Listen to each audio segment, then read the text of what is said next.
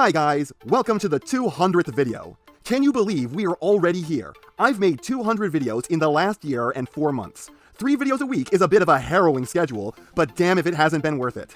Got to meet tons of great people, got to bring joy to so many, and got called someone's favorite YouTuber a few times. It's been the most satisfying and fulfilling year of my life, and here's to the next year. That does bring me to my next point. I'm actually going to visit family out of state for Christmas. I obviously can't work on videos during that time, and I also won't be able to respond to comments during all that. Going to be an eventful return home. But rather than leave you without videos for 2 weeks, I'm going to do something else. For the rest of December, I'm actually going to reduce the number of videos I produce by 1 video per week, so you will still get 2. This way, I have the time to actually build up something of a backlog of videos, as that's not currently possible, and have a few scheduled to upload while I'm gone. I don't like cutting down the number of videos I do, but this is the only way I'm going to be able to go on this trip and not just have a dead week or 2. I dread what the algorithm is going to do to my channel with me getting 1/3 fewer views this month, so to save me from oblivion, please like and share these videos more than ever. I'm going to post a poll on the community tab trying to figure out what days you guys would most prefer me to upload while I'm down a video. Wednesday, Friday, Wednesday, Sunday, or Friday, Sunday. Wednesday, Friday will have me during your weekdays, so that could make work or school more tolerable for you.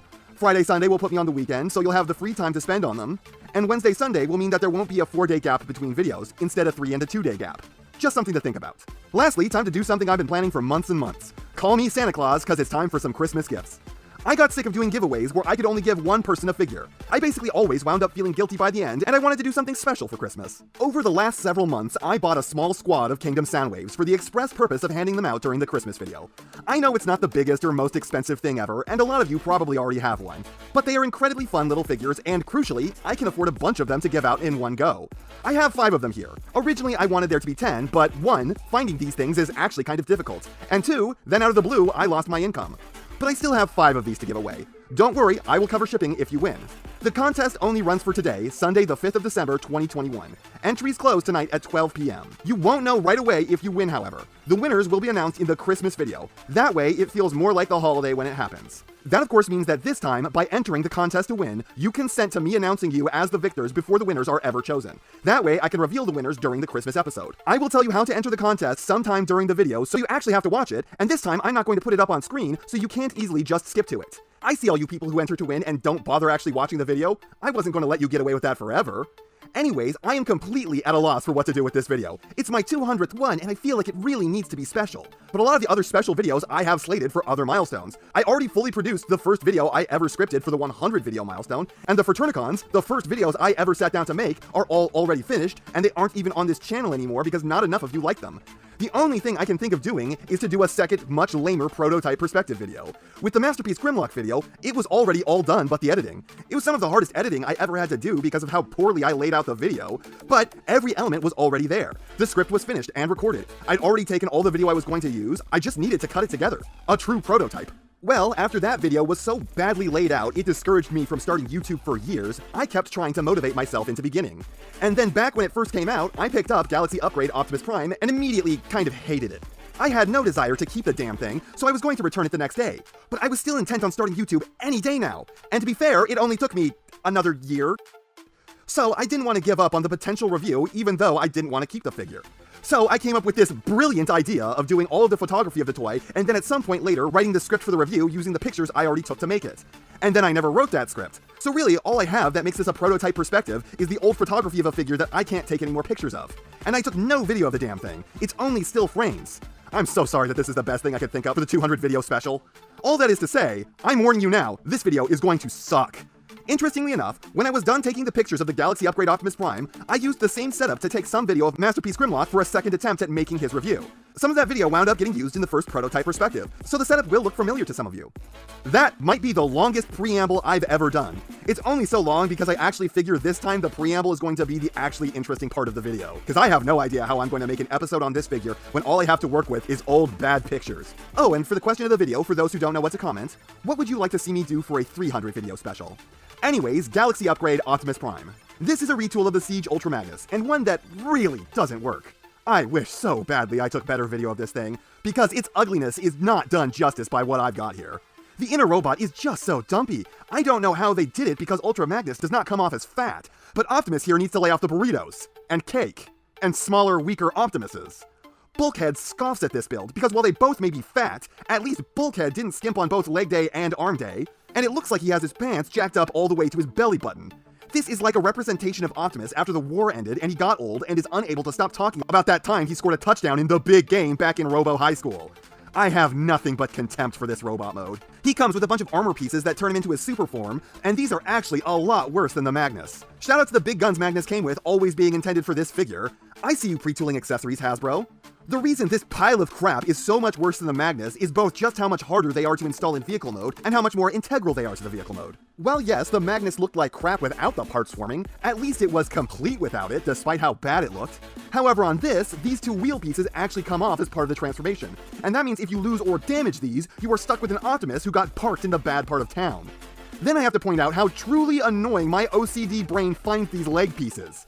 For some reason, they have a pinned swivel right here. However, you can't use it, because it's screwed into place through this hole. Removing that screw reveals that there is in fact an insane tab holding this into place, so it won't just open without that screw. You can force it, but getting it back in place is another story. But there's no reason to do what I did and open this up. The pin makes it seem like it's supposed to rotate, but it's not meant to.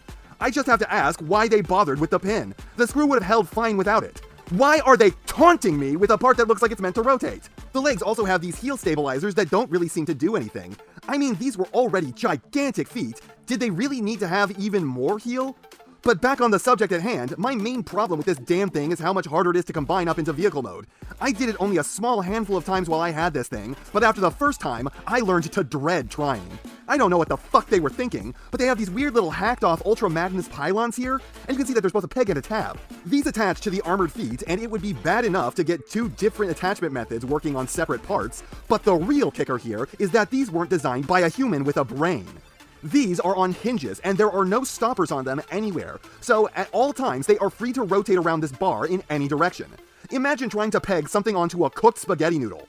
That's what this is like. You push down on it trying to get the part in place, and the damn thing just rotates out of the way.